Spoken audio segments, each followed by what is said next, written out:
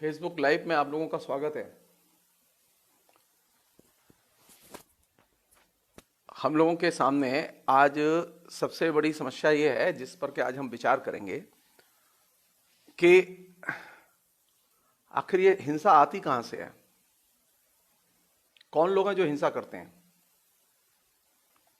और भारतीय समाज में ये हिंसा के प्रति इतना आकर्षण क्यों पैदा हो रहा है। लगातार क्यों इतने वायलेंट होते चले जा रहे हैं लोग। और ये गंभीर चीज है। इसे मतलब तेरी मेरी राजनीति के तहत बांट के रह सकता।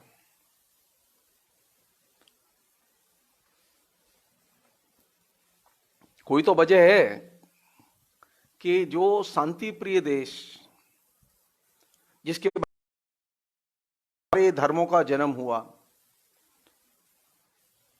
जिसके बारे में यह कहा जाए कि धर्म का आधार शांति है, उस देश में सबसे ज्यादा देवी देवता हों। विश्व में कहीं इतने देवी देवता नहीं हैं। 33 करोड़ देवी देवता हैं। विश्व में कहीं इतने मंदिर और मूर्तियां नहीं है भगवान की जितनी भारत में है। भारत में जितने पीर, मस्जिद, चर्च, गिरजाघर, लोकल देवी देवता हैं उतने दुनिया में कहीं नहीं है। और यह भी एक सच्चाई है कि भारत के सुदूरवर्ती इलाकों से लेकर महानगर तक जितने बड़े पैमाने पर वायलेंस है इतना कहीं नहीं है।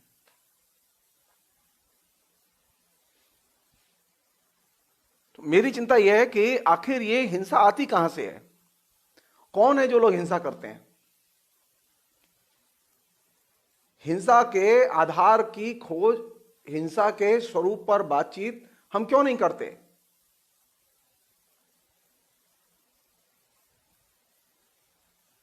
हमारे अंदर यह पहल तो है कि हम क्या क्या चाहते हैं। आज एक विज्ञापन आएगा कि फला कंपनी ने अपना एक नया मोबाइल फोन लॉन्च किया। एकदम मासिव सर्च शुरू हो जाएगी इंटरनेट पर और घंटे 2 घंटे में उसके ऑर्डर भी सप्लाई हो जाएंगे। मोटोरोला ने अपना नया फोन लॉन्च किया, एमआई ने अपना नया फोन लॉन्च किया, एप्पल ने अपना नया फोन लॉन्च किया और 1 घंटे के अंदर 5 लाख फोन, 10 लाख फोन बिक गए।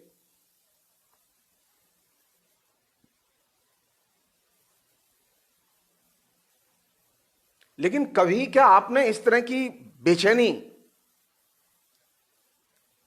शांति की खोज में देखी लोगों को। कभी शांति के विचारों को खोजते हुए देखा आपने लोगों को। क्या शांति इतनी बेकार की चीज है और मोबाइल इतना काम की चीज है कि मोबाइल लॉन्च होते ही हम पागल की तरह, बर्र के छत्ते की तरह दुकानों पर जाकर चिपक जाते हैं। लेकिन घर के अंदर, घर के बाहर, समाज में, देश में, दूर दराज के इलाके में अगर वायलेंस की खबर मिलती है तो हमारे अंदर कोई बेचैनी नहीं होती और हम कभी आपस में बात नहीं करते कि आखिर ये वायलेंस क्यों हो रहा है, आखिर सो इन सो घटना क्यों हुई।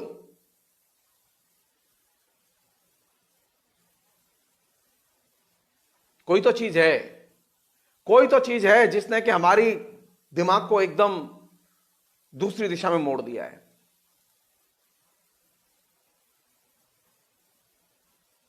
मेरे दोस्त मुझसे पूछते हैं, मेरे मंदिर भी है, पूजा वूजा भी करता हूं, ऐसा नहीं है।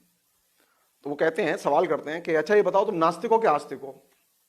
अभी जब ये मैं प्रोग्राम कर रहा था तो इसी प्रोग्राम के दौरान मैंने एक दिन थोड़ा सा ईश्वर की बारे में कुछ बोला होगा। तो जो मेरे मित्र मुझे फोन वोन करते हैं उन्होंने अचानक फोन बंद कर दिया। मैंने फोन किया तो मेरा फोन नहीं उठाया। मुझे मालूम नहीं क्यों नहीं उठाया। मैंने 2-4 दिन फोन किया उन्हें। अंत में मुझे मालूम पड़ा एक दिन आफ्टर 10 डेज कि उन्होंने मेरा फोन इसलिए नहीं उठाया क्योंकि मैंने ये कह दिया कि मैं भगवान को नहीं मानता।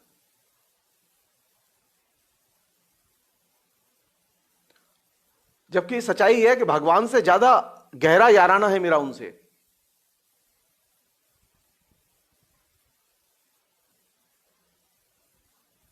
जब मेरे दोस्त जो मुझे बहुत ज्यादा प्यार करते हैं, उनकी स्थिति यह है कि मैंने अगर भगवान की जरा सी आलोचना कर दी और मैंने यह कह दिया कि मैं भगवान को नहीं मानता, तो वो मुझसे अगर बात करना बंद कर सकते, तो आप समझ सकते हैं कि समाज में असहिष्णुता किस स्तर तक पहुंच चुकी है।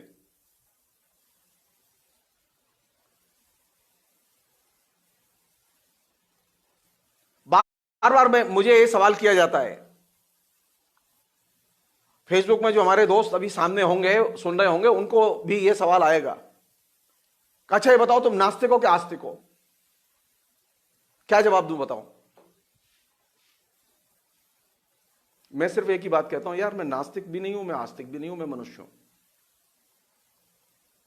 मेरा मानना यह है कि जब से यह मनुष्य की कैटेगरी आधुनिक काल के आने के साथ में उदित हुई, 19वीं शताब्दी के नवजागरण की सबसे बड़ी उपलब्धि थी मनुष्य की प्रतिष्ठा, मनुष्य की आइडेंटिटी की प्रतिष्ठा। यह पहले नहीं थी। पहले भगवान की प्रतिष्ठा थी, धर्म की प्रतिष्ठा थी, राजा रानियों के किस्से कहानियों के जरिए राजा रानियों की आइडेंटिटी की प्रतिष्ठा थी। लेकिन मनुष्य की प्रतिष्ठा जब आधुनिक काल के आगमन के साथ हुई और साहित्य में एक साइलेंट रेवोल्यूशन चला, मैं साहित्य पढ़ाता हूं, तो जिन लेखकों ने यह मूक क्रांति की कि उन्होंने साहित्य से भगवान को अपदस्थ करके मनुष्य को प्रतिष्ठित किया, उन्होंने मानव सभ्यता में बहुत बड़ी भूमिका अदा की। भगवान को अपदस्थ करना इतना आसान नहीं है, और वो भी भारत जैसे समाज में। तुलसी भी ये काम नहीं कर पाए थे, जान लीजिए, कबीर भी ये काम नहीं कर पाए थे, लेकिन यह काम भारतीय हिंदू मंडल के कवियों ने किया और लेखकों ने किया।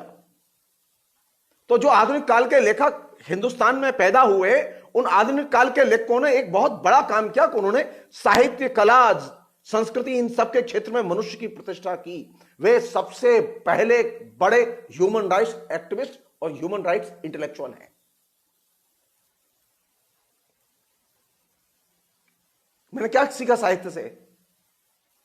मैंने इतने वर्ष साहित्य पढ़ाया और पढ़ा, मैंने क्या सीखा? मैंने एक ही चीज सीखी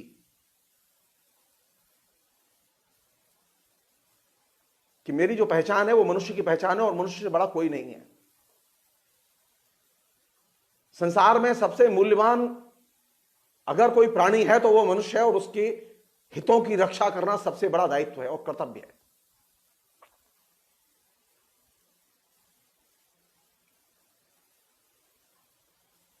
तो मैं अपने दोस्तों से यही कहता हूं, हंस के कहता हूं कि मैं न नास्तिक हूं न आस्तिक हूं।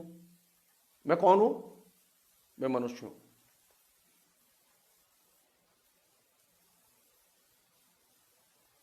क्या करना चाहिए मुझे? क्या आज के जमाने में किसी भी किस्म की मीमांसा, मैं जानबूझ के अंडरलाइन कर रहा हूं, चाहे वो साहित्य की हो, इतिहास की हो, दर्शन की हो, किसी भी किस्म की मीमांसा आज के जमाने में क्या पुराने कॉन्सेप्ट को आधार बना के की जा सकती है? क्या वो उपयोगी होगी हमारे लिए? वो उपयोगी नहीं होगी।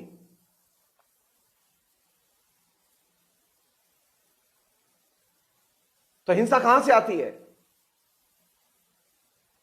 हिंसा की शुरुआत कहां से होती है?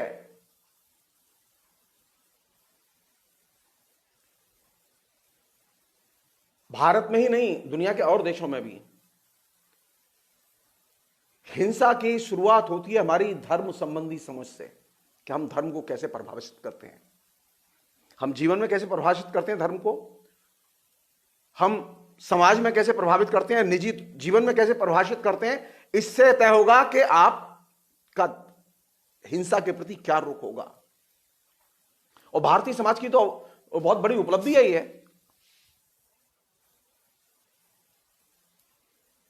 क्या उपलब्धि है? सबसे बड़ी उपलब्धि है वर्णाश्रम व्यवस्था। सबसे बड़ी उपलब्धि है लिंग भेद, और यह लिंग भेद और वर्णाश्रम व्यवस्था हिंसा के ये दो गोमुख हैं।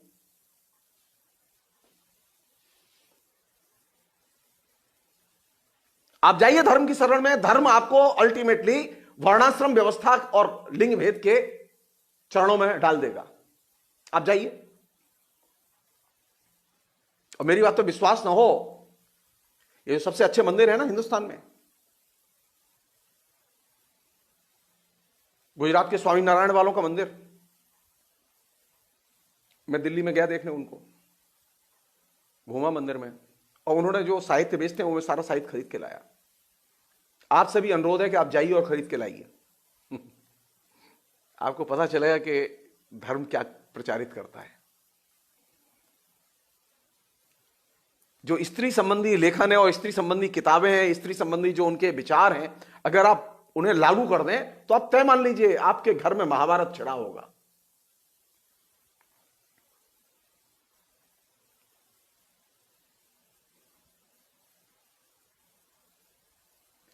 सामाजिक जीवन में हमारे अंदर वैचारिक चेतन और अवचेतन में धर्म संबंधी हमारी समझ ने हिंसा के रूपों को वैध बनाने में महत्वपूर्ण भूमिका अदा की है।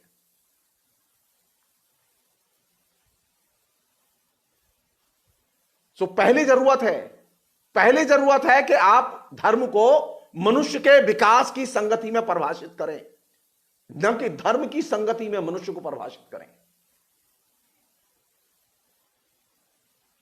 पुराना जो धर्म है वो यही मांग करता है मनुष्य को कैसा होना चाहिए, नहीं, हमें यह कहना चाहिए कि धर्म को कैसा होना चाहिए, जैसा कि सोशल रिफॉर्म मूवमेंट के हमारे जो पुरस्कर्ता थे उन्होंने किया। रामकृष्ण परमहंस थे, विवेकानंद थे, और भी लोग थे।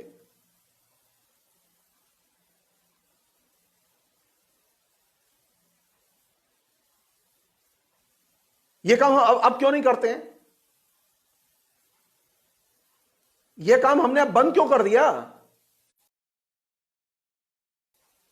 कभी हम ध्यान देकर सोचें, सामाजिक सुधार की जितनी जरूरत होती है धार्मिक सुधार की उससे ज्यादा जरूरत होती है, क्योंकि धर्म आपकी रग रग में घुसा हुआ है। तो हमारे यहां जो हिंसा का जो सबसे बड़ा स्रोत है, जहां से वायलेंस आता है, जहां से वायलेंस को वैधता मिलती है, उसमें सबसे बड़ा स्रोत है धर्म संबंधी हमारा प्राचीन और मध्यकालीन दृष्टिकोण। हमें धर्म संबंधी प्राचीन और मध्यकालीन दृष्टिकोण को नए सिरे से परिभाषित करके उसे नवजागरण की संगति में विकसित करना होगा। हमें धर्म को भी धर्म निरपेक्ष बनाना होगा।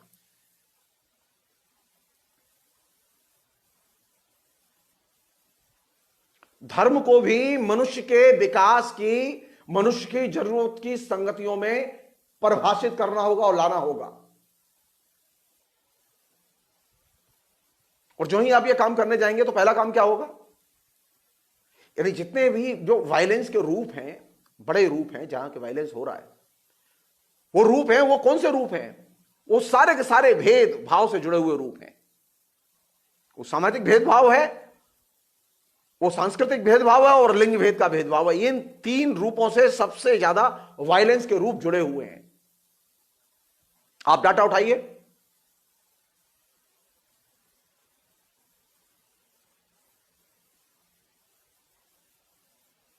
एक और चीज है, मैंने चूंकि आपके मतलब इतने देवी देवता, इतनी पूजा उपासना आराधना, इतने व्यापक पैमाने पर धर्म का नेटवर्क,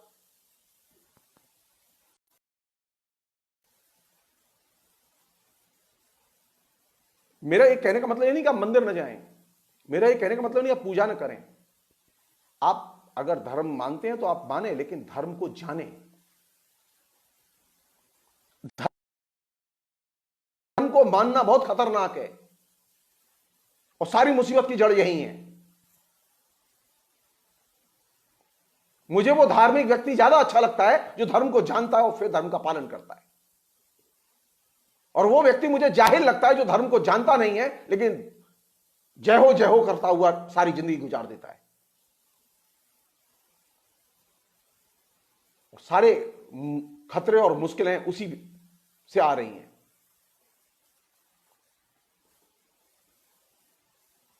तो सामाजिक विकास के लिए कौन सा तत्व चाहिए मुझे? सामाजिक विकास के लिए, धर्म के विकास के लिए, धर्म संबंधी धारणाओं को पुनर्परिभाषित करने के लिए मुझे रामकृष्ण परमहंस और विवेकानंद का दृष्टिकोण चाहिए। मुझे राजा राम मोहन राय का दृष्टिकोण चाहिए, ब्रह्म समाज का दृष्टिकोण चाहिए, मुझे सनातनियों का दृष्टिकोण नहीं चाहिए। आप जानते हैं अच्छी तरह से, करपात्री जी महाराज थे जो सनातन धर्म के ध्वजाधारी थे। आप में से लोगों को देखने का उन्हें मौका नहीं मिला, लेकिन मुझे बचपन में देखने का मौका मिला है, उनसे बातें करने का भी सौभाग्य प्राप्त हुआ है। कभी मौका लगा तो उनके लिखे पर बात करूंगा मैं डिटेल्स में। एक हमारे मित्र ने कहा था कि कभी सनातन धर्म पर बात होनी चाहिए, तो हम जरूर करेंगे। करपात्री जी महाराज ने हिंदुस्तान में राम राज्य परिषद नाम से राजनीतिक दल बनाया था। आरएसएस के लोग उनकी मदद करते थे। सारे हिंदुस्तान में इंक्लूडिंग मथुरा में सब जगह उनकी जमानत जब्त हुई।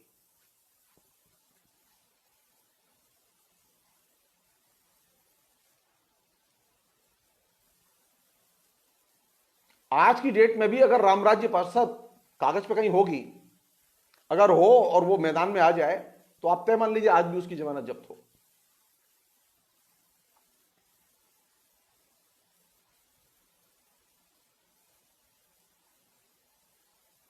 हिंदुस्तान की, आधुनिक हिंदुस्तान की विकास प्रक्रिया को सबसे ज्यादा प्रभावित किया 19वीं शताब्दी के धार्मिक सुधार के आंदोलनों के दृष्टिकोण ने। और उन दृष्टिकोण की सबसे बड़ी विशेषता क्या थी?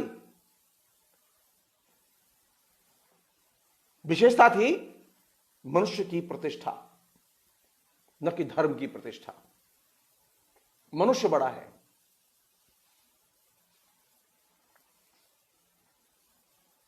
और एक नया किस्म का रिवाइवलिज्म चला हुआ है, एक नए किस्म का हिंदू पुनरुत्थानवाद चला हुआ है। और ये नए किस्म के हिंदू पुनरुत्थानवाद के जो सर्जक संगठन हैं, उनमें आरएसएस सबसे आगे है। वो हर जगह पुराने नए मंदिरों की जगह जगह स्थापना इनडायरेक्टली करने में लगे रहते हैं। इस देश में मंदिरों की कमी नहीं है, मंदिर नहीं चाहिए इस देश के लिए। इस देश में धर्म के प्रति नए दृष्टिकोण की जरूरत है, सुधार के दृष्टिकोण की जरूरत है। उस दृष्टिकोण की जरूरत है जिसकी शुरुआत रामकृष्ण परमहंस और विवेकानंद ने की।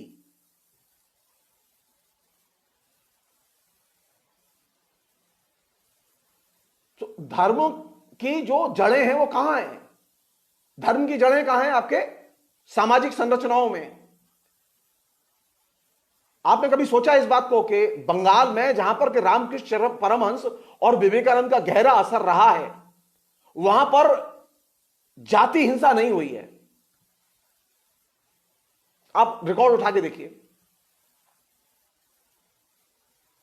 वहां शूद्रों पर हमले नहीं हुए शूद्र होने की वजह से। वहां दूर दूर तक आपको इस बात का एहसास ही नहीं होगा कि ये शूद्र है और ये ब्राह्मण है। कहीं कोई औने कोने में, कहीं अवचेतन में कहीं पढ़ा हो तो पढ़ा हो। मेन स्ट्रीम कल्चर जो है वो एंटी कास्ट, जाति भेदभाव के खिलाफ विकसित हुई वहां। और जो सनातन धर्म के गढ़ हैं हिंदी भाषी क्षेत्र, जो आरएसएस के गढ़ हैं हिंदी भाषी क्षेत्र, वहां सबसे ज्यादा कास्ट वायलेंस हुआ है। निचली जातियों की सबसे ज्यादा भर्त्सना, उत्पीड़न और वो हुआ। और अभी देख रहा हूं मैं एक चीज अचानक, इसे कहते हैं पाखंड।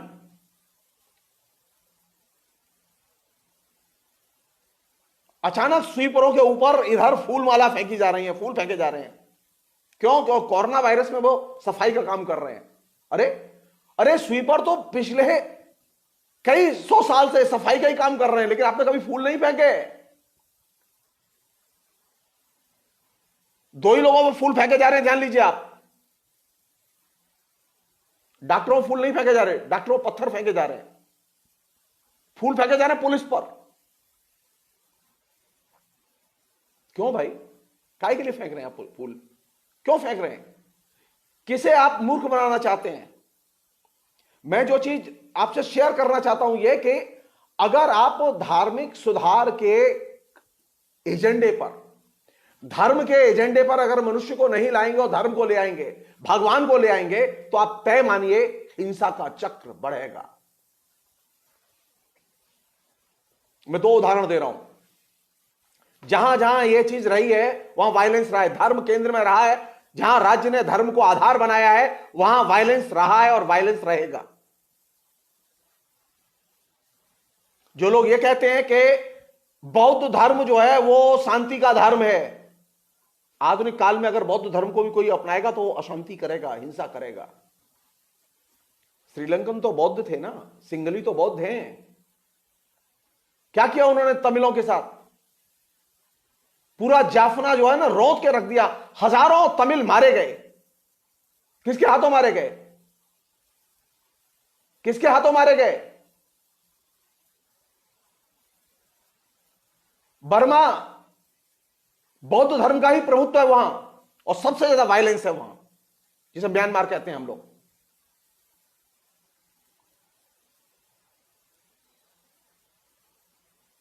ये दिमाग से निकाल दीजिए आप कि बौद्ध धर्म रहेगा तो हिंसा नहीं होगी और हिंदू धर्म रहेगा तो हिंसा होगी। नहीं, धर्म जब भी आधुनिक काल में केंद्र में आएगा मनुष्य को अपदस्थ करके, तो वायलेंस होगा।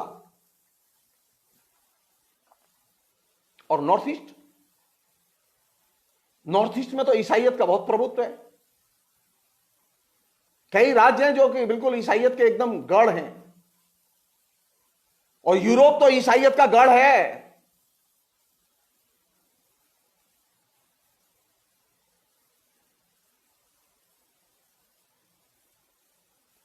ब्रिटेन में तो ईसाइयत का वर्चस्व है ना, अमेरिका में ईसाइयत का वर्चस्व है, जर्मनी में ईसाइयत का वर्चस्व। ईसाइयत का जिन देशों में है उन देशों की सरकारों की भूमिका देखो, वे लगातार हिंसा कर रही हैं और लगातार युद्ध में लोगों को झोंक रही हैं। नाटो सेना का पूरा नेतृत्व उन लोगों के हाथ में जिन के यहां राज्य को संचालित करने में ईसाई धर्म की महत्वपूर्ण भूमिका है।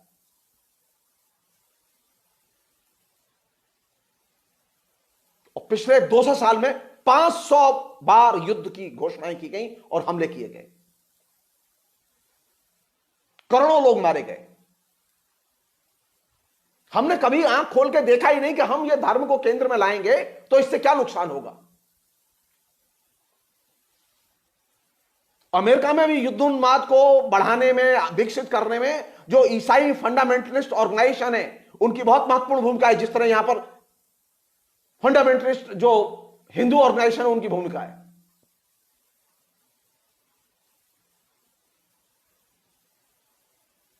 धर्म की जो राजनीति करते हैं उन्हें हिंसा पसंद है, उन्हें युद्ध पसंद है। वे लगातार उन तमाम किस्म के दुराचरण और बर्बरता के रूपों की हिमायत करते हैं, वायलेंस की हिमायत करते हैं, जो समाज में छोटे छोटे रूपों में व्यक्त होते हैं।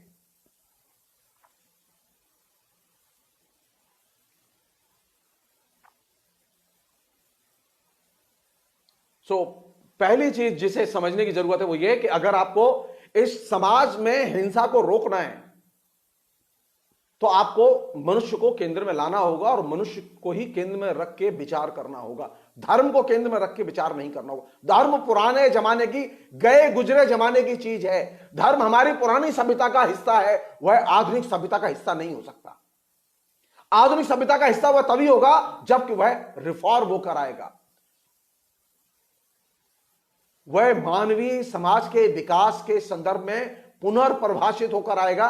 तभी धर्म हमारे लिए उपयोग का हिस्सा हो सकता है, जैसा कि ब्रह्म समाज के लोगों ने किया, जैसा कि विवेकानंद ने किया। मोहन भागवत धर्म के बारे में कुछ नहीं जानते, आरएसएस का कोई नेता नहीं जानता, वो धर्म की उन्हें कोई एबीसीडी नहीं आती।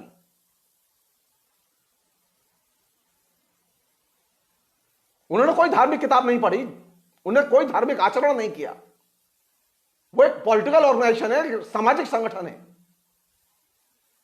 अगर हिंदू धर्म की, नए हिंदू धर्म की शिक्षा लेनी है तो ब्रह्म समाज से लो, विवेकानंद से लो, मोहन भागवत से नहीं।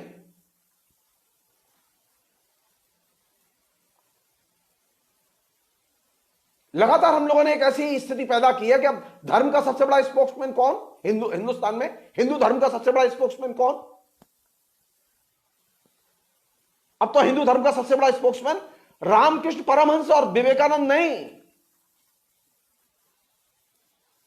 राष्ट्रीय स्वयंसेवक संघ और मोहन भागवत। राष्ट्रीय स्वयंसेवक संघ और मोहन भागवत हिंदू धर्म के स्पोक्समैन नहीं हो सकते।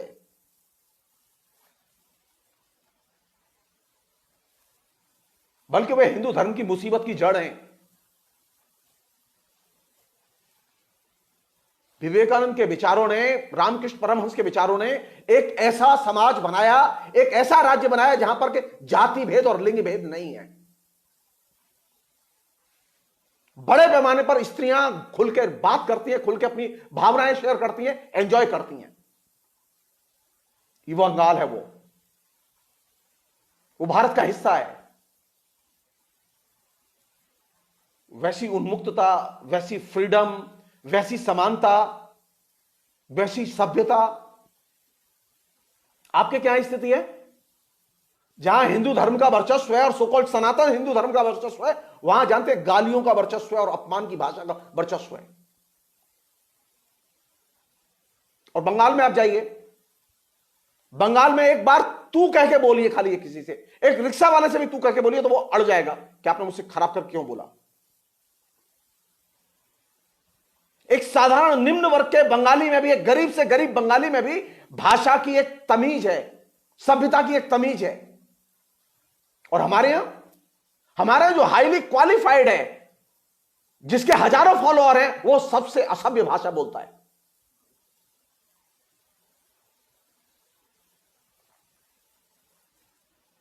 धर्म का रिफॉर्म अगर होगा तो आपकी भाषा अपने आप बदल जाएगी। हमारे यहां धर्म का रिफॉर्म ही नहीं हुआ तो हमारे यहां भाषा कहां से बदलेगी? हमारे यहां भाषा भी मेडिवल है, हमारे आम बोलचाल की भाषा भी मेडिवल है। और ये जो मैं बोल रहा हूं ना, ये मेडिवल भाषा ही है, ये सभ्य भाषा नहीं है। मैं बहुत साफ कह रहा हूं। यही बात कोई बंगाली बोल रहा होता तो इतनी प्रांजल और इतनी परिष्कृत लालित्यपूर्ण बंगला में बोल रहा होता कि आपका मन करता कि यार ये बोलता रहे और मैं सुनता रहूं। मुझे बहुत ईर्ष्या होती है उनको देख के।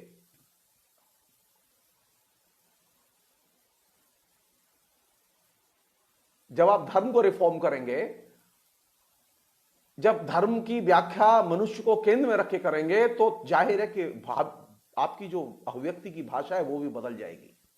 ये जो वाचिक हिंसा है जो रोज हो रही है, वो वाचिक हिंसा भी बदलेगी, वो भी खत्म होगी।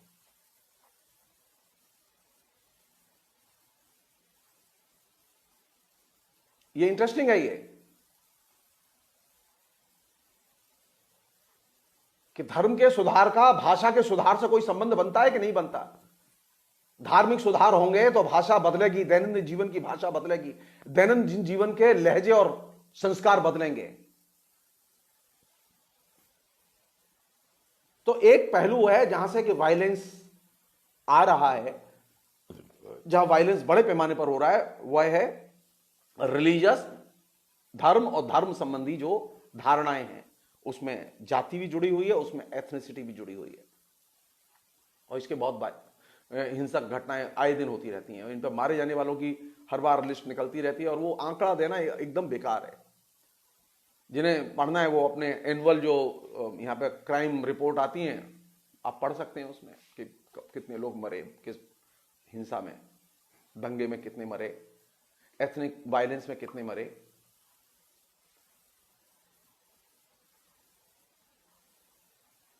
हमारे लिए कौन सी चीज जरूरी है?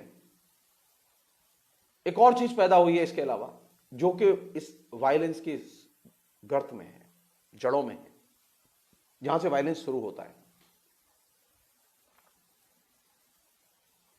हमारे बीच में एक ऐसा वर्ग पैदा हुआ है, एक ऐसा समाज पैदा हुआ पिछले 70 साल में, जो कि एकदम स्वभाव से संविधान विरोधी है। उसे कानून पसंद नहीं है, उसे कानून की बातें भी पसंद नहीं है।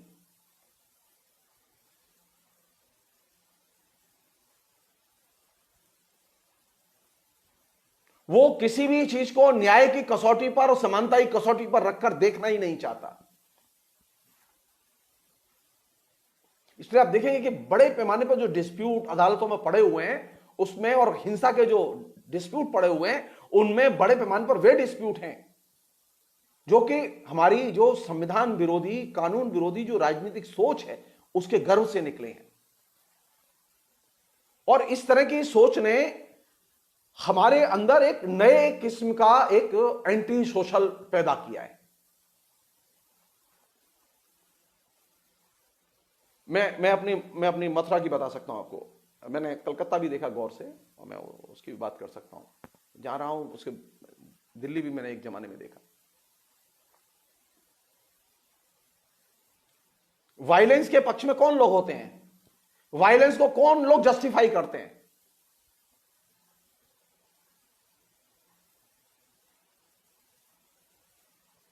साधारण सी छोटी छोटी चीजों पर, जिन्हें कि आप लीगली, लॉजिकली आप रिजॉल्व कर सकते हैं। आए दिन फौजदारियों का होना, और फौजदारी के केस होना, हिंसा होना, मर्डर होना, जमीन दखल होना, बेदखल होना, यह कॉमन फिनोमेना है पूरे हिंदुस्तान में, और हिंदी भाषी क्षेत्र में सबसे ज्यादा है। और ये कहां से ये चीज निकल रही है? मैं कानून नहीं मानूंगा, बने जो कर लो, मैं लड़ लूंगा, मैं देख लूंगा। अच्छा, वो चीज घर तक चली आई है, अंदर तक चली आई है। मसलन अगर पति पत्नी के बीच के संबंध नहीं बनते, तो एक बेस्ट ऑप्शन ये हो सकता है कि आप कोर्ट जाएं, कोर्ट से रिक्वेस्ट करें कि हमारे संबंध अच्छे नहीं है, हम नहीं रह पा रहे, अनुमति दे और हम अलग हो जाएं। यह करने की वजह होता ही है कि हम लगातार एक दूसरे के साथ में वायलेंस करते रहते हैं, और कोशिश करते हैं कि एलिमिनेट कर दें, खत्म कर दें, तो सबसे अच्छा है।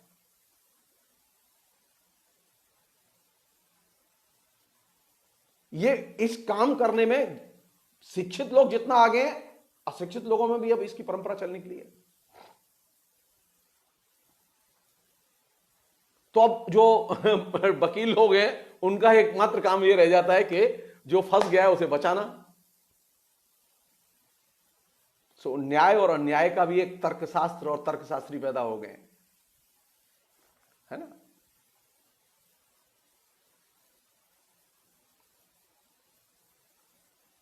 हम साधारण सी चीज मानने के लिए तैयार नहीं है कि आप जब बोलते हैं तो उससे कोई आहत भी होता है,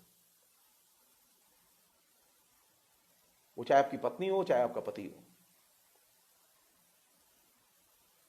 क्योंकि आपने तो ये मान लिया कि ये आपका वर्थ राइट है, क्योंकि आप फिर डाल के लेके आए हैं, आप उससे जो चाहें, जैसे चाहें, जिस भाषा में चाहे बोल सकते हैं। आपका ये वर्थ राइट है कि आप चाहे तो उसे पीट सकते हैं।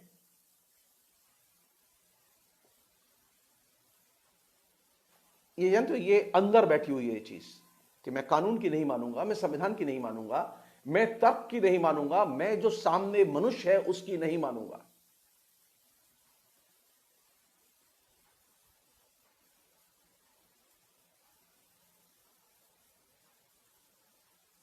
और इसने एक नई दुनिया, एक नई वायलेंस का संसार रचा है, जिसमें कि डाउरी, डेथ और उससे रिलेटेड घरेलू हिंसा के जो रूप हैं उससे रिलेटेड और भी बहुत सारी चीजें उसने क्रिएट की हैं। और ये हर 30 मिनट में एक व्यक्ति इस वायलेंस का शिकार हो रहा है और मर रहा है।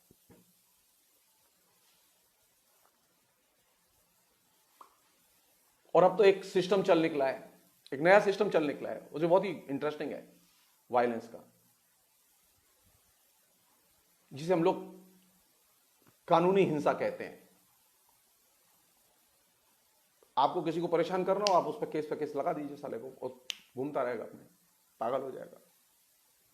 झूठे केस लगाइए, तरह तरह के केस लगाइए, उसकी जान निकल जाएगी, प्रूफ करने में अंत में आत्महत्या करेगा।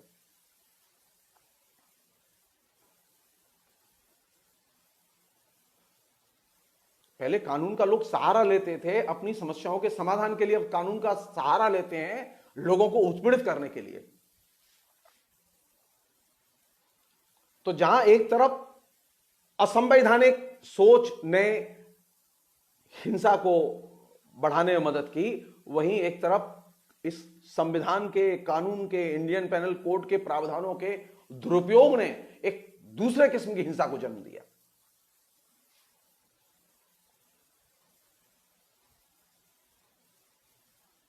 और सबसे रोचक और मजेदार हिंसा जो थर्ड फॉर्म है, बहुत ही ह्यूज फॉर्म है।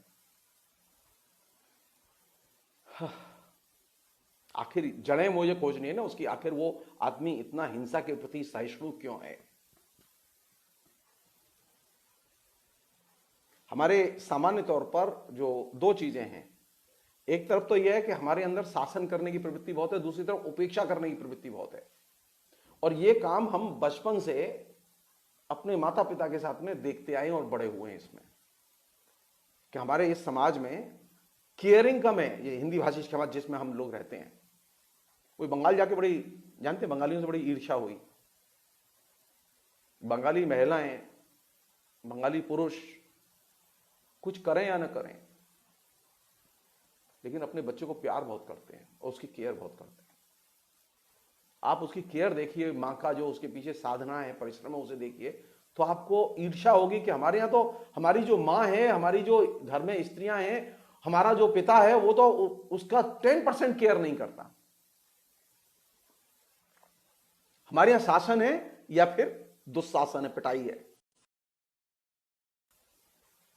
सो हमारे यहां बच्चा बड़ा होता है या तो अवहेलना में बड़ा होता है या फिर लगातार शासन में बड़ा होता है और लगातार उत्पीड़न और वायलेंस में बड़ा होता है। और ये घरेलू वायलेंस है जो उसके माता पिता उसके साथ करते हैं। ये वायलेंस एक्सटेंड करता है उसके स्कूल तक। अभी थोड़ा सा कानून वानून बने हैं तो स्कूलों में वायलेंस थोड़ा सा रुका है, लेकिन ये अभी भी है जगह जगह, गांव गांव में, छोटे छोटे कस्बों में अभी भी है ये चीज कि शासन को में लाने के लिए, एक डिसिप्लिन पैदा करने के लिए उनका मानना है कि पीटना बेहद जरूरी है। मैं इतने दिन दिल्ली में रहा, मैं इतने दिन यहां मथुरा में पढ़ा, जन्म हुआ मेरा, बड़ा हुआ। मैंने कभी किसी को भी मतलब इतनी केयर करते बच्चों की नहीं देखा जितनी केयर करते मैंने बच्चों को की केयर करते बंगाल में औरतों को देखा। इसलिए बंगाल में बच्चों के साथ में वायलेंस नहीं होता, जनरली वायलेंस नहीं होता। कोई ना हो तो हो, माता पिता बहुत केयर करते हैं बच्चे की, उसे सामान्य तौर पर बोलना भी पसंद नहीं, बल्कि इतना केयर करते हैं कि आपको कभी कभी डर लगने लगा कि यार इतनी केयर क्यों करते हैं ये लोग। मसलन अगर बच्चे की जुलाई में परीक्षा है और अभी अप्रैल चल रहा है, तो 3 महीने पहले से ही टीवी बंद हो जाएगा और ये पूरा एक रेड अलर्ट जारी हो जाएगा कि हमारे तो लड़के की परीक्षा है, माध्यमिक की, उच्च माध्यमिक की, और ये फला काम अब नहीं हो पाएगा क्योंकि बच्चा पढ़ता है, हमारे पास टाइम नहीं है। न मां टाइम देगी न बाप टाइम देगा, बच्चे के लिए एकदम प्रोटेक्शन की दीवार खड़ी कर देंगे वो कि बच्चा पढ़े। और हमारे यहां तो बच्चा पढ़े, उसी बीच में सारे फजीहत होगी, सारे गोरख धंधे होंगे। सो बच्चे के साथ में ये जो दुर्व्यवहार है, उसके साथ में जो ये वायलेंस है जो कि हमारे घर के अंदर है, इसने हमें वायलेंस के प्रति सहिष्णुता प्रदान करने में बहुत महत्वपूर्ण भूमिका अदा की है। बंगाल में जब बच्चों की परीक्षाएं होती है ना, तो आप उस घर में जानते हैं किसी का समय नहीं खा सकते, सवाल ही नहीं है।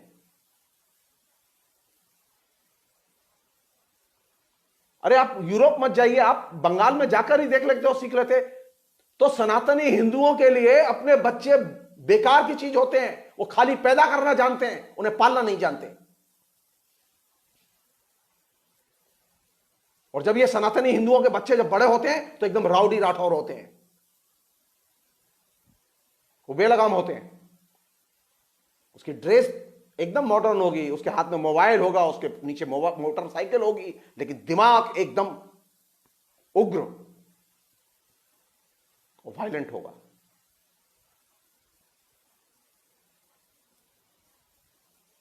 क्योंकि आपने कभी अपने बच्चे की केयर नहीं की, बच्चे को कभी सिखाया नहीं और बच्चे से कभी सीखा नहीं।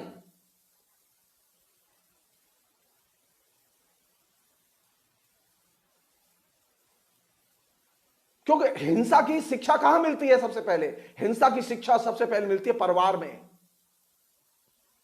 हिंसा सबसे पहले घटती है परिवार में। जब बच्चा अपने आंखों के सामने देखता है कि पिता जो है मां को पीट रहा है और फिर वही मां पिटाई खाने के बाद अपने पति को थाली में परोस के खिला रही है और बार बार बच्चे से कह रही है बेटा पापा जो कहे वो मानना। ये वो जगह है जहां से कि बच्चे के अंदर जो वायलेंस करता है उसके प्रति सहानुभूति और सहिष्णुता पैदा होती है। और यही वो जगह जहां से वो बाजार में जब निकलता है, वो जो हिंदू बालक है जिसके केस वायलेंस में निकलता है, तो वो फिर हिंसा के साथ में अपना एडजस्टमेंट पैदा करता है और जो हिंसक होता है एडजस्टमेंट पैदा करता है। और यही वह जगह है जहां से कि आरएसएस को सबसे बड़े वायलेंट गिरोह तैयार करने में मदद मिलती है। आप जाइए हिंदी भाषी क्षेत्र के, अभी हर हिंदू परिवार में आरएसएस बैठा हुआ है।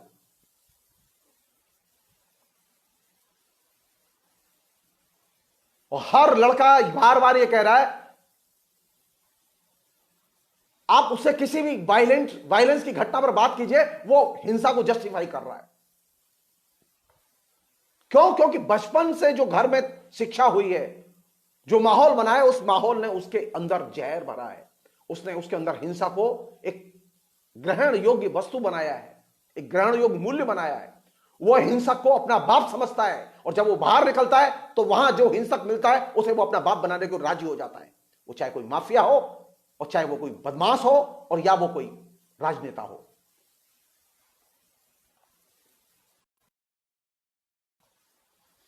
हिंसक आकाश से नहीं आते, विदेश से नहीं है, पाकिस्तान से हिंसक नहीं आए।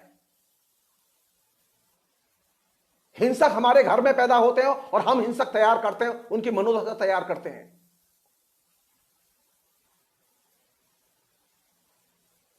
तो जब हमारे सामने नए समाज का सपना आया तो बंगाल की जाति ने सबसे पहले टारगेट किसे बनाया? उन्होंने पहला टारगेट बनाया सोशल रिफॉर्म में धर्म को, और टारगेट बनाया बच्चों को कि बच्चों के साथ में माता पिता के संबंध नए सिरे से परिभाषित किए जाएं।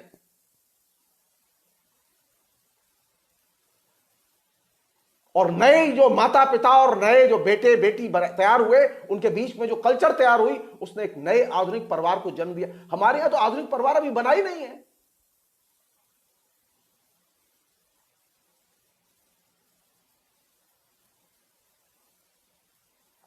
हमारे यहां आधुनिक परिवार में अभी इंडिविजुअल की यूनिट, एक व्यक्तिगत सत्ता को अभी स्वीकार ही नहीं किया गया।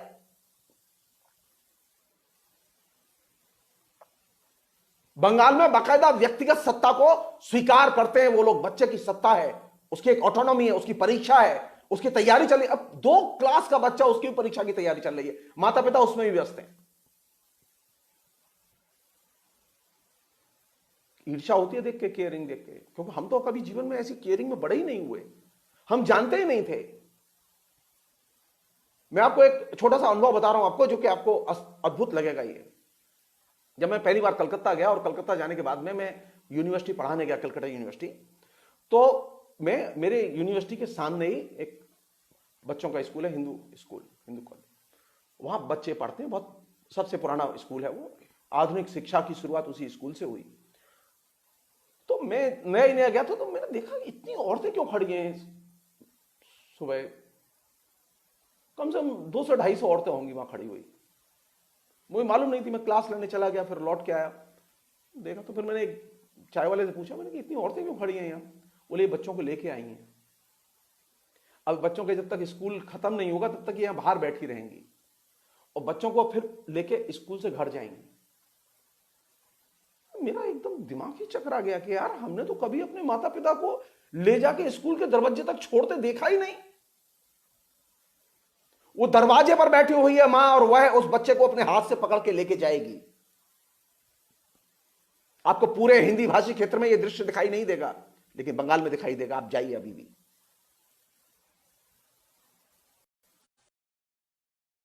यूनिवर्सिटी के कंपाउंड में अभी भी सैकड़ों औरतें बैठी मिल जाएंगी, इंतजार करते हुए कि अब उनके बच्चे की क्लास खत्म होगी।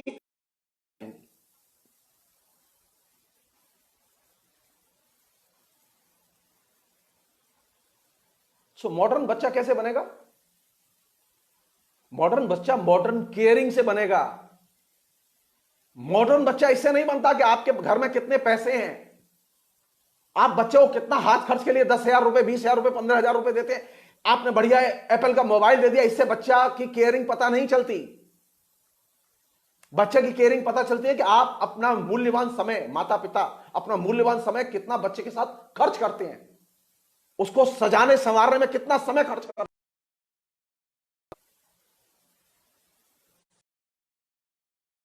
हैं। एकदम जो हिंदी भाषी क्षेत्र है, जो कि आरएसएस का रण क्षेत्र है, जहां के आरएसएस फल फूल रहा है, वहां सबसे ज्यादा खतरनाक बिंदु पैदा हुए हैं। आरएसएस ने सबसे ज्यादा बच्चे रिक्रूट यहीं किए। आरएसएस की अभी एंट्री तो अभी हुई है वहां बंगाल में, जो हाय हाय हो रही है अभी।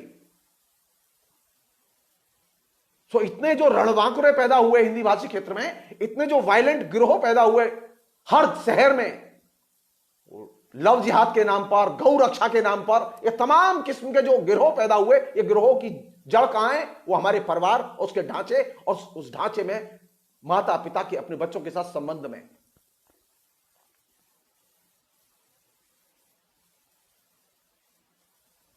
न तो परिवार के लोग जानते हैं कि मॉडर्न पॉलिटिक्स क्या होती है, न परिवार के लोग जानते हैं डेमोक्रेसी क्या होती है। वो सिर्फ ताकत की राजनीति जानते हैं।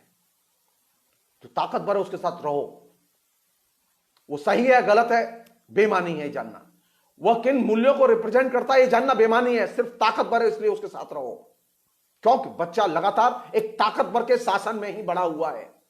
एक बाप उसके घर में ताकतवर था जो उसको शासित करता था, वह ताकतवर था जो अपनी बीवी को रोज यंत्रणाएं देता था। आपने उस ताकतवर के अंदर अपने चरित्र का विकास किया तो जाहिर है आपके अंदर ताकतवर की पूजा का भाव पैदा हुआ, आपको एक ताकतवर नेता की जरूरत महसूस हुई, और यही वजह है कि आपके अंदर एक नरेंद्र मोदी पैदा हुआ। आपके अंदर लोकतांत्रिक वैल्यूज नहीं है, आपको एक ताकतवर नेता चाहिए,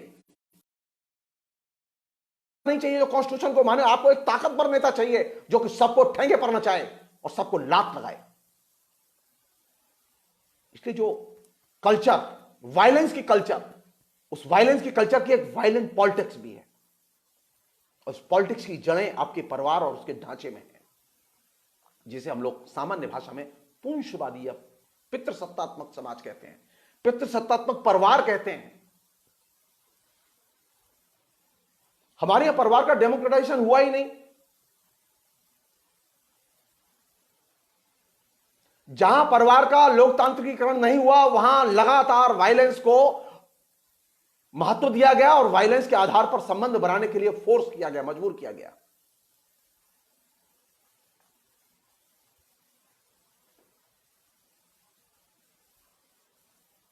लेकिन आपने कभी इस बात को पलट के ध्यान ही नहीं। रामकृष्ण परमहंस अच्छे लगते हैं, विवेकानंद नहीं लगते, आरएसएस के लोग सकते हैं सारे कंफ्यूज करने के लिए, लेकिन विवेकानंद के विचार,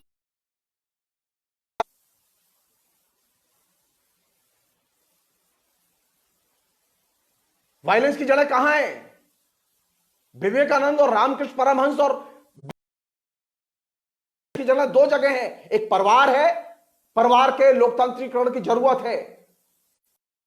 परिवार में लोगों को एक व्यक्तिगत तौर पर, एक पर्सन के तौर पर मान्यता देने की जरूरत है। वहां बच्चे को भी एक पर्सन के तौर पर देखते हैं, उसकी इच्छा अनिच्छा का ख्याल करते हैं, उसे मूल्यवान समय नहीं देते। वो परिवार नष्ट हो रहे हैं वहां। ऐसा है कि हिंदी भाषी समाज की एक क्षमता है, वो दूसरों को भी प्रभावित करता है। बहुत सारी तमाम किस्म की बुरी चीजें अब बंगला समाज में भी पहुंच गई हैं। एक बंगाली समाज में घरेलू हिंसा नहीं थी, स्त्रियों का उत्पीड़न नहीं था, लेकिन हिंदी भाषी समाज में जिस तरह से बढ़ी, स्त्रियों का उत्पीड़न असर बंगला समाज पर भी पड़ा, और बंगला समाज में भी अब घरेलू हिंसा बढ़ी है।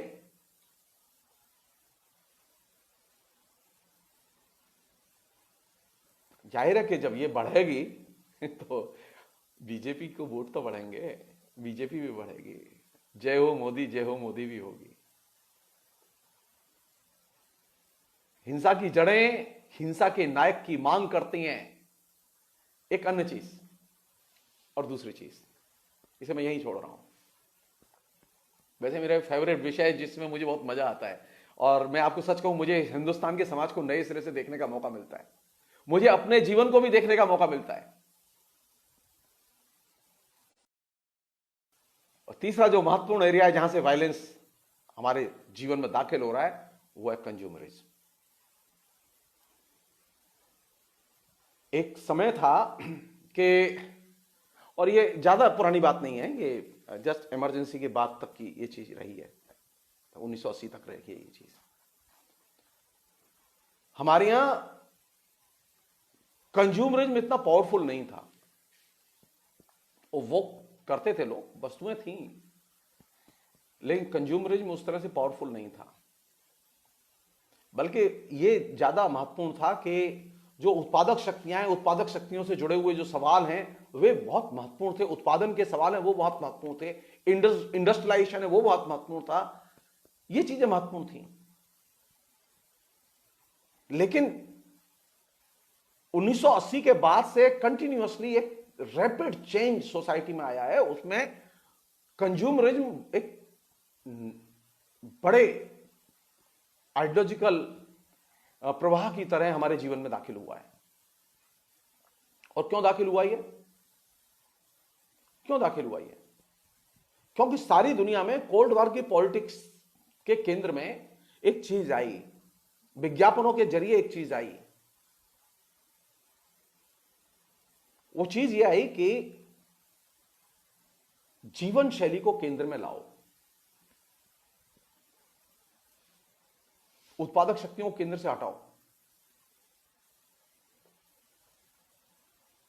लगातार रैपिडली, बहुत तेजी से सारी दुनिया में जो विज्ञापनों का रेला शुरू हुआ, जिसने कि हमारी मनोदशा को बनाने में बहुत महत्वपूर्ण भूमिका अदा की, कि अब जीवन शैली के रूप विज्ञापनों में तेजी, और जीवन शैली के रूपों के प्रचार प्रसार और आकर्षण ने, जहां एक और समाजवाद और समाजवाद से जुड़ी हुई पूरी की पूरी व्यवस्था को ध्वस्त किया, वहां उसने कंज्यूमरिज्म को और कंज्यूमरिज्म से जुड़े हुए जो चीजें थी, वस्तुएं थी, विचारों के प्रेम की बजाय वस्तुओं के प्रेम को महत्वपूर्ण बना दिया।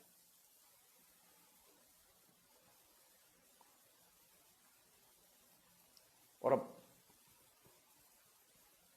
जीवन शैली जो है वो अब हर चीज के सामने है, केंद्र में, हर प्रोपेगेंडा के सामने है।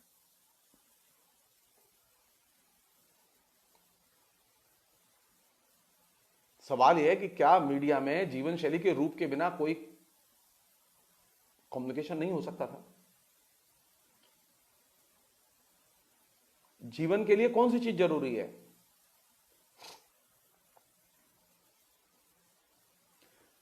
वस्तुओं के प्रति प्रेम जरूरी है या मनुष्य के प्रति प्रेम जरूरी है?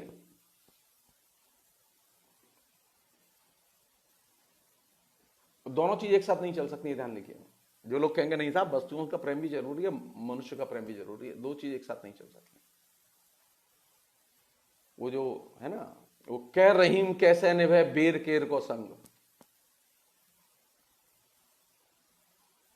ये बेर और केले में जो है वो दोस्ती नहीं हो सकती। आप एक ही चीज कर सकते हैं, या तो वस्तुओं से प्रेम करें या फिर मनुष्य से प्रेम करें। तो हमारे बीच में ये जीवन शैली को केंद्र में लाके ये सेंस पैदा किया गया, ये अनुभूति पैदा की गई, ये धारणा पैदा की गई कि अब हम अपने लिए, हमारी कौन सी चीज महत्वपूर्ण है? हमारी इच्छाएं महत्वपूर्ण है। मनुष्य पहले भी था, लेकिन उसकी इच्छाएं इतनी प्रबल नहीं थी कि वो अपनी इच्छा के लिए सब कुछ कुर्बान करने को तैयार हो जाए। और इच्छाओं की पूर्ति के लिए विकल्प किसे बनाया गया?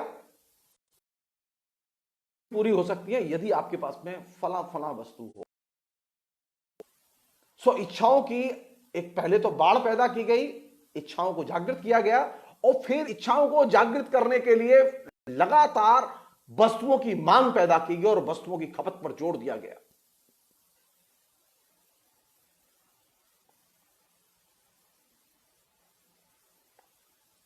दूसरी एक चीज और पैदा की गई जो पहले नहीं थी। ये वस्तुओं की जो खपत पैदा हुई, ये दो खासतौर पर, एक था कंपटीशन यानी प्रतिस्पर्धा का भाव, और दूसरी थी ईर्ष्या या डाह। जीवन शैली के जितने भी विज्ञापन पूरी दुनिया में तैयार किए गए, अभी भी तैयार किए जाते हैं, उनमें ये दो चीजें खास तौर पर होती हैं, एक बेसिक एलिमेंट के तौर पर, प्रतिस्पर्धा और डाह, ईर्ष्या। बिना ईर्ष्या के कोई विज्ञापन तैयार नहीं, बिना कोई किसी तैयार नहीं होता, कोई कमोडिटी बिक के नहीं देती। उसके पास ऐसा नहीं।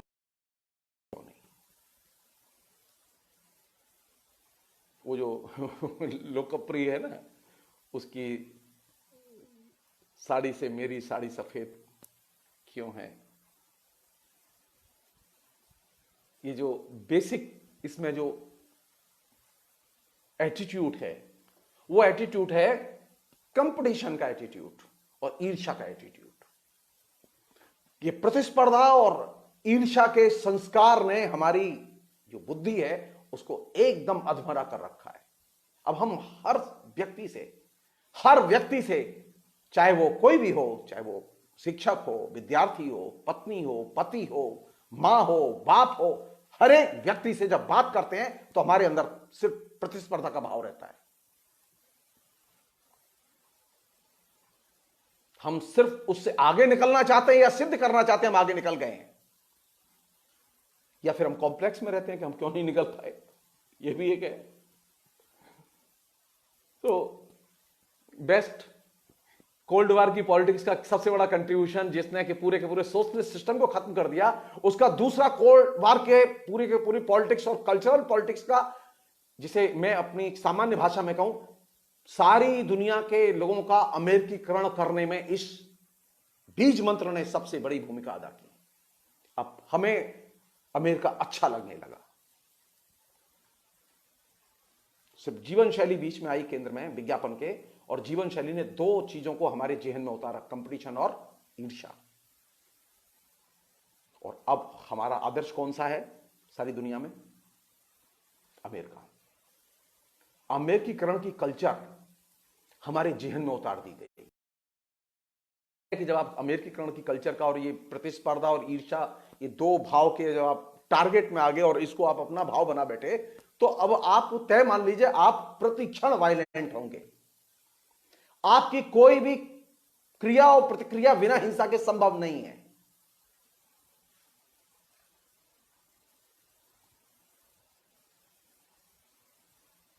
कोल्ड वार जिसे हम लोग कहते हैं शीत युद्धीय राजनीति, वो शीत युद्धीय राजनीति बिल्कुल आपकी जेहन में उतार दी गई है सिर्फ सामान्य सी चीज के जरिए, और वो है विज्ञापन। और विज्ञापन में जीवन शैली के रूपों का रूपायन।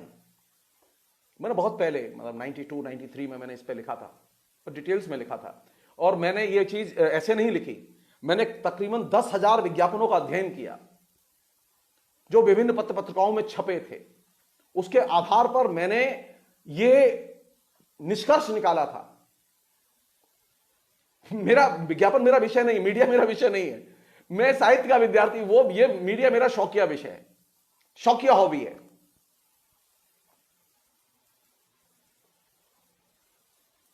तो आखिर हम इतने जानवर कैसे बने, इतने हिंसक कैसे बने?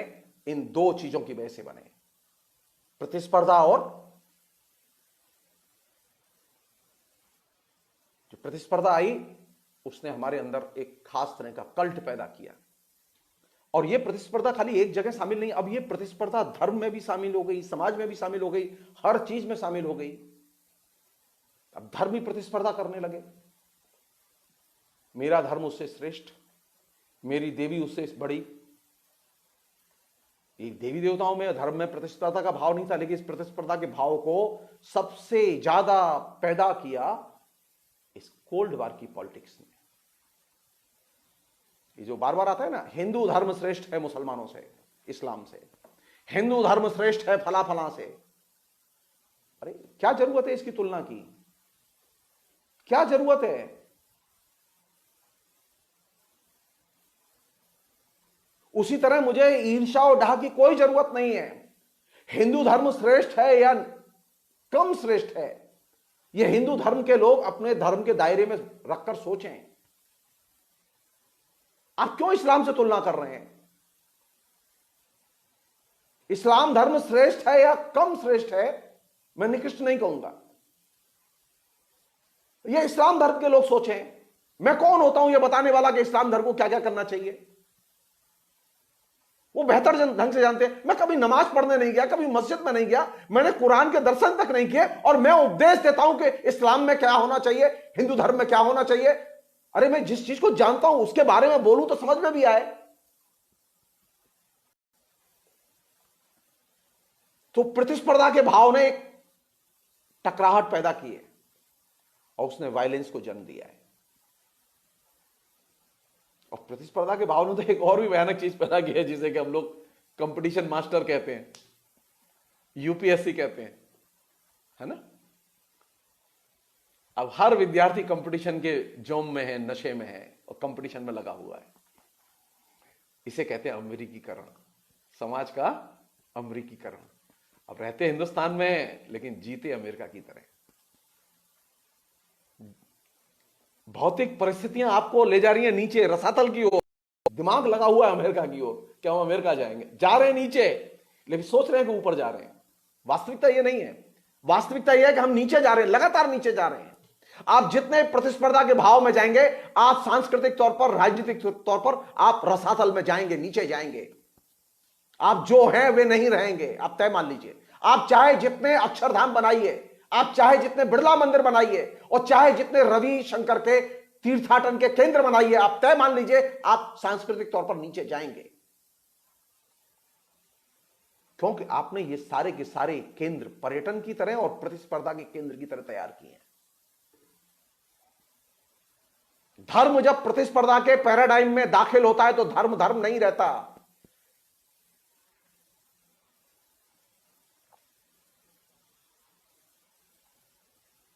व्यक्ति जब प्रतिस्पर्धा के पैराडाइम में दाखिल होता है तो वह फिर व्यक्ति नहीं रहता, उसे अब येन केन प्रकारेण विजय हासिल करनी होती है, और जो जीता वही सिकंदर।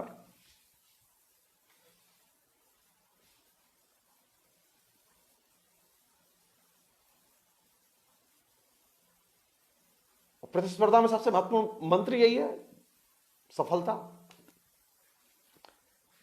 आप सफल हैं तो आपका जीवन सार्थक है, और सफल नहीं रहे तो आप निरर्थक है। और इसके चलते हुआ क्या है? इसके चलते हुआ है क्या है कि हमने अपने सारे अच्छे जीवन मूल्यों को छोड़ दिया और प्रतिस्पर्धा और सफलता को अपना लक्ष्य बना लिया।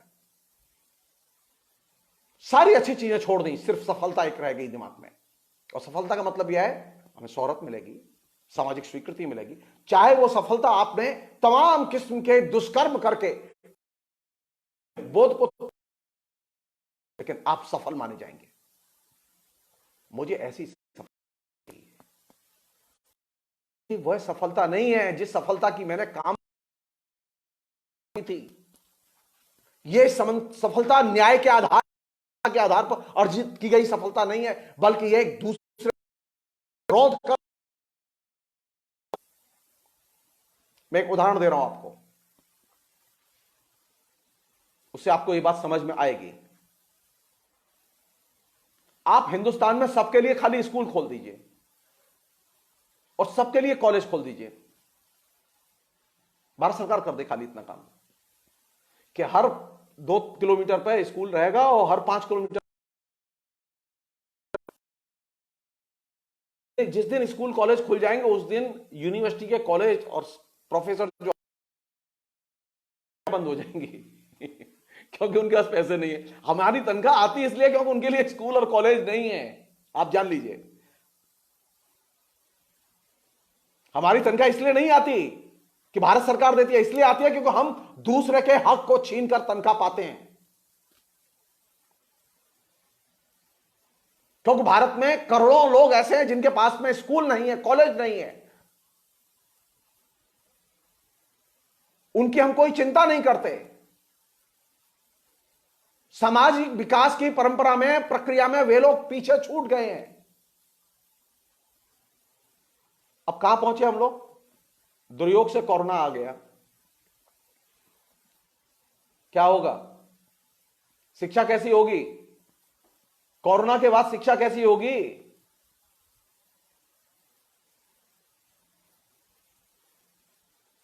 आज से 40 साल पहले जो फीस का ढांचा था, वो फीस का ढांचा आपको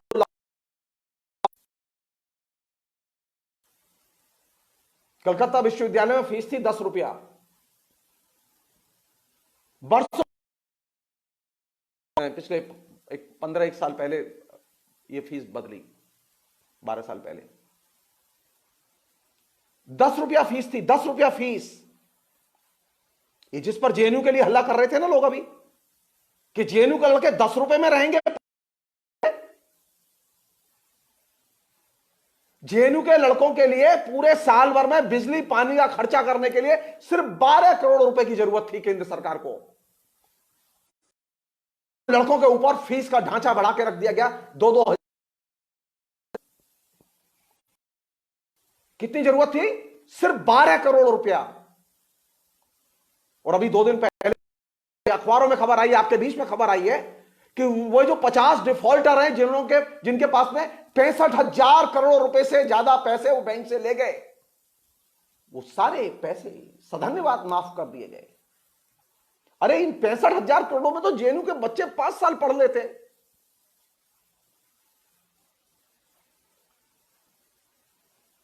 ये डिफॉल्टरों से भी गए गुजरे हो गए ये लोग।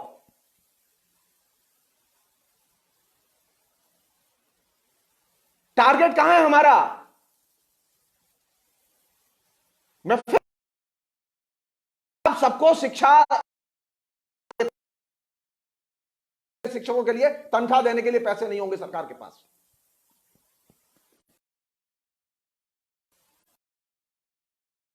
एक और चीज, ये महेश वशिष्ठ जी ने अच्छा किया,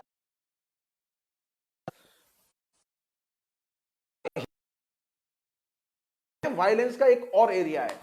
वो एरिया क्या है कि ये जो हमारी जो शिक्षा है ना, जो स्कूल कॉलेज में हम लोग पढ़ते हैं, उसकी स्थिति है कि वहां कोई जगह नहीं है, पाठ्यक्रम में कला नहीं है कहीं। मतलब आपको मैं एक वास्तविकता बताऊं, अभी तो खैर लॉकडाउन चल रहा है, लेकिन जब मेरे दरवाजे और सबसे बेसुरे गान जो है, धार्मिक गान जो कटु लगते हैं सुनने में, और जब वो पूरे रेले के साथ में वो आते हैं अपने गुजराती लोग, और वो धार्मिक गान गाते हुए लोग आते हैं जो यहाँ के लोकल लोग हैं, तो अच्छे से गाना भी नहीं आता, कि प्रॉपर कोई शिक्षा दीक्षा नहीं है। तो आपकी शिक्षा के ढांचे में अगर कल्चर दाखिल ही नहीं होगी, मैंने कलकत्ते में ये चीज नोटिस की, कलकत्ते में अच्छे अच्छे शिक्षक आपको गलियों में मिलेंगे, बढ़िया म्यूजिक के फर्स्ट क्लास शिक्षक। मथुरा में ये अवेलेबल नहीं है, शिक्षक हैं लेकिन वो खुद भी जो है बड़ा बेसुरा गाते हैं। तो जो बेसुरा खुद गाता है, जिसे खुद संगीत का ज्ञान नहीं है, वो अच्छा विद्यार्थी कैसे तैयार करेगा?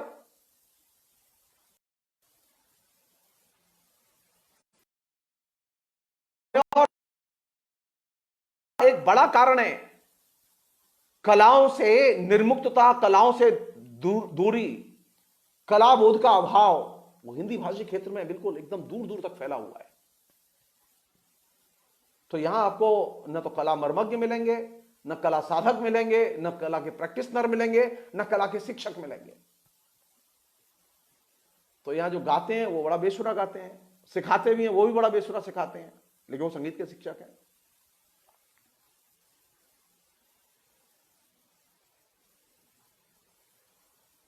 तो हिंसा से निपटने के लिए यह जरूरी है कि हम कला बोध भी पैदा करें। उसमें नाटक भी एक हिस्सा है।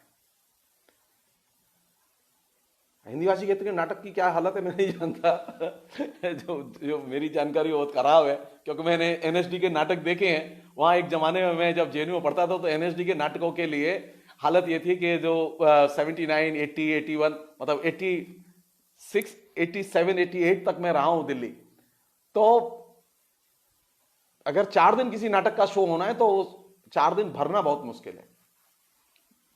हाँ, लेकिन सप्रू हाउस में जो चढ़ी जवानी बुड्ढेनू टाइप जो पंजाबी नाटक थे, उसका नाट्य भरा रहता था।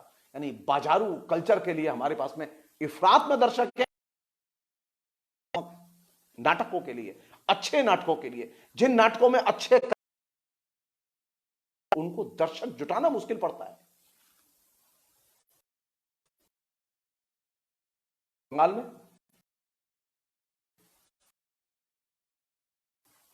बंगाल में जहां पे भी नाटक होगा, मैं आपको उसका कलाबोध का स्तर बता रहा हूं। मैं आपको, मेरे एक नौकरानी काम करती थी,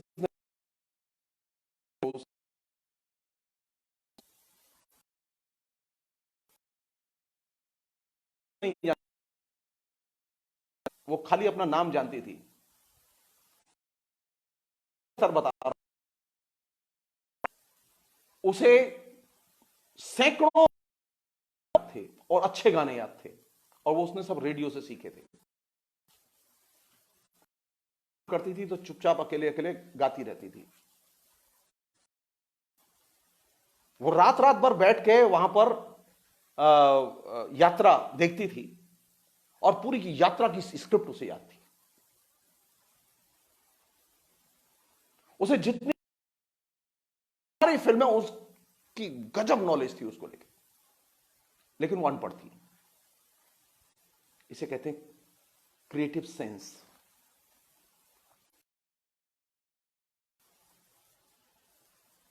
सो सारा जो जोर है वो किस बात पर है? आखिरी चीज कह के मैं इसे यहीं रोकूंगा। मैं आखिरी चीज जिसने के वायलेंस को वैध बनाया, वो ये है कि मीडिया में जो वायलेंस का जो कवरेज है, मैं उस पर बहुत लिख चुका हूं पहले, आप लोग ने पढ़ा होगा, और नहीं पढ़ा हो तो आप पढ़ सकते हैं, मेरे ब्लॉग में वो हैं आर्टिकल्स। मीडिया में एक बड़े पैमाने पर वायलेंस का कवरेज है, जो वायलेंस के पक्ष में है, वायलेंस को जस्टिफाई करते हुए। जब वायलेंस का कवरेज आता है और वायलेंस को जस्टिफाई करते कवरेज आता है, तो उसके अंदर वायलेंस का सत्य जानने की कोई रुचि नहीं होती। जैसे अभी घटना घटी ना महाराष्ट्र में, मॉब वायलेंस, 3 लोग मारे गए। संयोग की बात थी कि वो तीनों के तीनों हिंदू संत थे। वो घटना निंदनीय है, लेकिन मीडिया की इसमें कोई रुचि नहीं है कि वो घटना क्यों घटी, कैसे घटी, क्या कारण थे, क्या वजह थी, कोई जानकारी नहीं है मेरे पास। क्यों घटी वो घटना? वो घटना इसलिए नहीं घटी, वो घटना इसलिए घटी, जैसा कि ये कवरेज दिया गया, वो घटना इसलिए नहीं घटी कि भीड़ आ गई और मार दिया, नहीं। वो घटना घटी कि उस इलाके में कंटिन्यूअसली, जिस गांव में घटना घटी उस इलाके में और उस गांव में कंटिन्यूअसली लगातार इस तरह के मैसेज व्हाट्सएप से और दूसरे तरीकों से आ रहे थे कि सावधान, इन इलाकों में वे लोग घूम रहे हैं जो बच्चे का अपहरण करके ले जाते हैं, चुरा के ले जाते हैं। पहले उन लोगों ने एक डॉक्टर को पकड़ा, और डॉक्टर ने जब किसी तरह से कोशिश करके बच गया, नहीं तो, लेकिन पुलिस ने वो मैसेज रोके नहीं। जिस इलाके में ये घटना घटी, जिस गांव में ये घटना घटी, वो गांव बीजेपी का डेन है। वहां A to Z जितने लोग हैं सब बीजेपी के मेंबर हैं।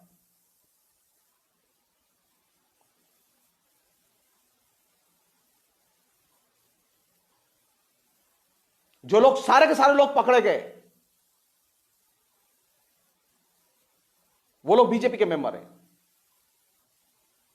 लेकिन कभी किसी ने नहीं कहा ये बात। खाली एक व्यक्ति ने इस बात को रेखांकित किया, अशोक ढावले ने।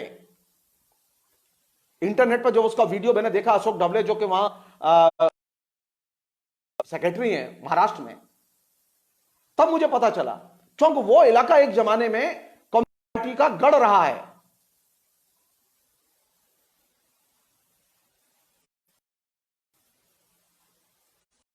तो जब वायलेंस की कोई घटना घटती है तो मीडिया की रुचि वायलेंस के कारण और उसके पीछे जो सक्रिय लोग हैं उनको आइडेंटिफाई करने में नहीं होती।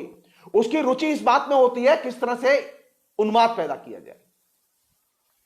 वायलेंस का कवरेज तथ्य और सत्य की खोज पर केंद्रित न होकर उन्माद को पर केंद्रित होता है, और यही वह चीज है जिसके जरिए वह वायलेंस का करता है।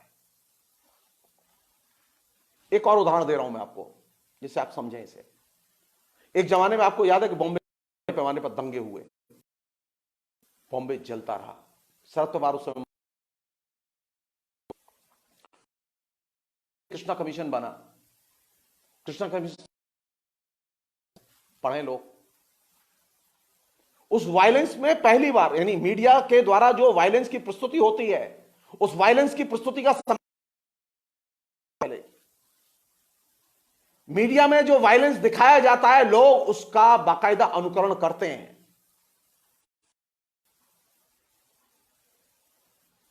अगर वायलेंस क्लोजअप में दिखाया जाएगा तो वह अनुकरण तेजी से पैदा करेगा। हमने कभी ध्यान ही नहीं दिया इस बात पर कि सिनेमा में जब वायलेंस होता है तो वो क्लोजअप में होता है या दूर से लॉन्ग शॉट में होता है।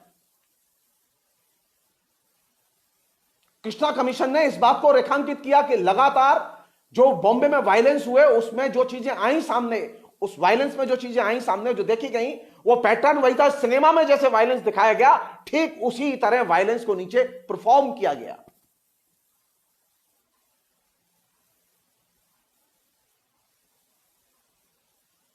सिनेमा का वायलेंस नीचे जीवन में परफॉर्म किया जाए, ये एक नई चीज थी, वो जो दंगों में कन्वर्ट हुई।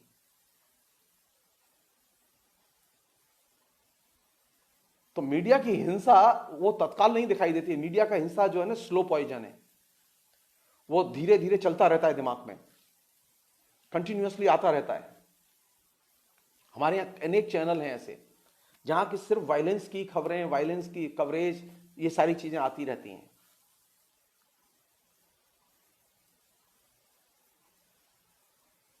सो वायलेंस का कवरेज दो चीजें आपके बीच में क्रिएट करता है, एक है उन्माद और दूसरा है इर्रेशनलिटी। और ये कवरेज एकदम बहुत तेज गति से चल रहा है। एक जमाने में, मुझे अब मालूम नहीं, मैं तो वर्षों से, मतलब पिछले 6 साल से तो मैंने टीवी देखना ही बंद कर दिया है।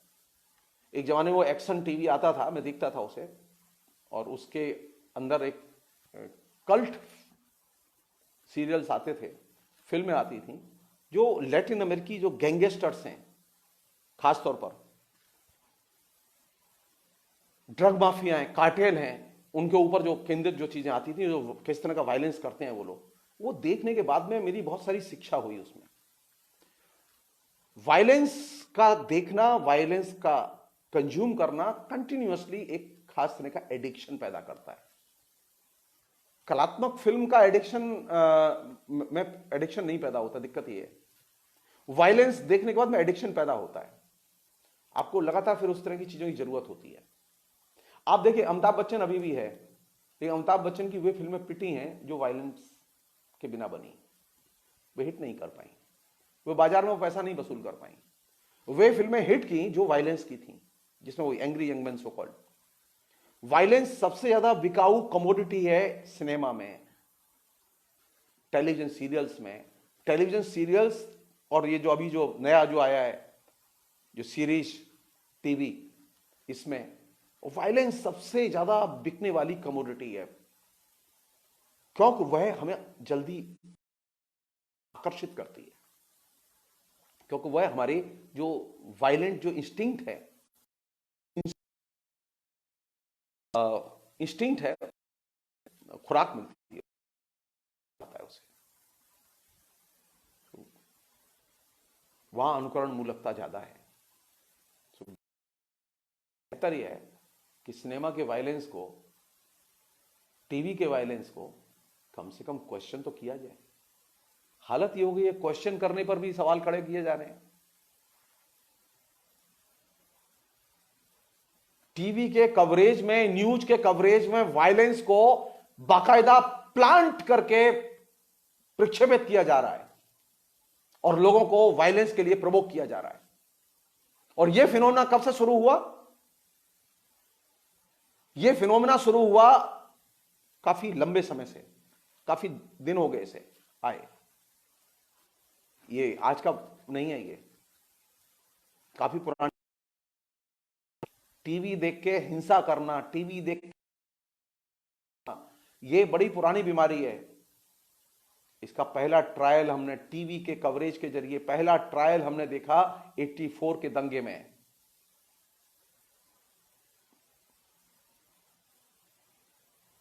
रंगनाथ मिश्रा कमीशन की रिपोर्ट में उसके डिटेल्स हैं। 2002 के गुजरात के दंगों में उसके कवरेज के डिटेल्स हैं। वायलेंस क्रिएट करने के लिए एक वैधता, उसके लिए एक स्ट्रक्चर, एक मूल्यबोध पैदा करने में मीडिया और खासतौर पर ये जो टेलीविजन है और ये सिनेमा है, ये बहुत बड़ी भूमिका अदा करते रहे। इसलिए और यहां कोई कंट्रोल है नहीं, कोई कंट्रोल नहीं है। अब वायलेंस का जो टोटल प्रोजेक्शन है, टोटल परसेंटेज है, आप टेलीविजन पर जो सीरियल्स आते हैं उनमें टोटल जो प्रोजेक्शन है वायलेंस का, जो प्रस्तुति है, आप उसका परसेंटेज निकालिए, आज भी वो टॉप पर है। सेकंड नंबर पर धर्म, धर्म का प्रचार। और धर्म का प्रचार भी वह है, वह नहीं, धर्म का प्रचार वह है जो कॉम्पिटिटिव भाव वाला है। धर्म का प्रचार वह है जो कि इंस्टिंक्ट, आपकी इच्छाओं को जगाने वाला है।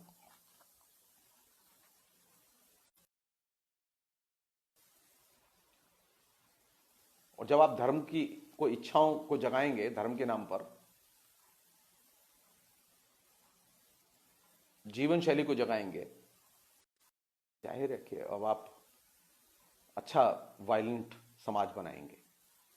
ये काम भले ही कोई भी कितना भी अच्छा मीठी भाषा में बोलने वाला संत करे, इच्छाएं जगा के धर्म को हासिल करना सबसे बड़ा वायलेंस है। इसलिए हमारे यहां पुराने जो लोग थे ना, जो धार्मिक लोग थे, जिन्होंने धर्म रचा, वो कहते थे इच्छाओं पर नियंत्रण करो। अच्छा मनुष्य वह है जो इच्छा को बस में रखे। अब मुश्किल क्या है, अब इच्छाएं मनुष्य को बस में रखती हैं, तो वायलेंस रुकेगा कैसे? वायलेंस तो बढ़ेगा। वो इच्छाओं के संसार पर, इच्छाओं के कंधे पर सवार होके जब आएगा तो वायलेंस तो बढ़ेगा। इसलिए अब पता नहीं आपको पसंद आए कि ना आए, लेकिन इच्छाएं तो सबसे बड़ी शत्रु है मेरी। फिलहाल इतना ही। बहुत बहुत शुक्रिया, थैंक यू।